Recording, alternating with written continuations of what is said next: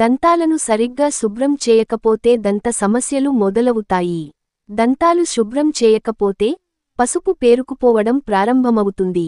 పసుపు దంతాలు మరియు ఫలకం చిగుళ్ళు మరియు దంతాలపై చెడు ప్రభావాన్ని చూపుతాయి. దంతక్షయం కూడా దంతాలు విరిగిపోవడానికి దారితీస్తుంది. అటువంటి పరిస్థితిలో దంత సమస్యలను వదిలించుకోవడానికి ఇంట్లో ఉండే ఒక వస్తువు ఉపయోగపడుతుంది. ఈ పదార్థాన్ని నమలడం వల్ల దంతక్షయం తగ్గుతుంది. దీనితో పుచ్చిన దంతాలను తిరిగి ఖనిజీకరించవచ్చు. క్షయం, కావిటీస్ మరియు దంత క్షయాన్ని సరిచేయడానికి జిలిటాల్ను నమలవచ్చు.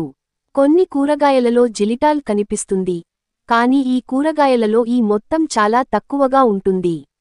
అదే సమయంలో కొన్ని కంపెనీలు జిలిటాల్ను గమ్ రూపంలో తయారు చేస్తాయి.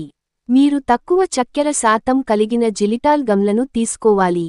తిన్న తర్వాత జిలిటాల్ గమ్ ముక్క తీసుకొని నమలండి. ఈ మాత్ర తిన్న తర్వాత లాలాజలం ఏర్పడటం ప్రారంభమవుతుంది మరియు దంతాలు తిరిగి ఖనిజాలుగా మారడం ప్రారంభిస్తాయి. జిలిటాల్ నమలడం ద్వారా నోటిలో లాలాజలం మళ్లీ ఏర్పడటం ప్రారంభమవుతుంది. దీనివల్ల దానిపై ఖనిజాలు పేరుకుపోవడం ప్రారంభమవుతుంది. ఇది దంతాలలోని కుహరాలను నింపుతుంది. దంతక్షయాన్ని నయం చేయడానికి పసుపును ఉపయోగించవచ్చు. పసుపులోని యాంటీ ఇన్ఫ్లమేటరీ మరియు యాంటీ బాక్టీరియల్ లక్షణాలు దంతక్షయాన్ని నివారించడంలో సహాయపడతాయి. వెల్లుల్లిలోని అల్లిసిన్ దంతాలకు కూడా మేలు చేస్తుంది. పచ్చి వెల్లుల్లిని తేలికగా నలిపి పుచ్చిన పంటిపై ఉంచవచ్చు. ఉప్పు నీరు దంతక్షయాన్ని తగ్గించడంలో సహాయపడుతుంది.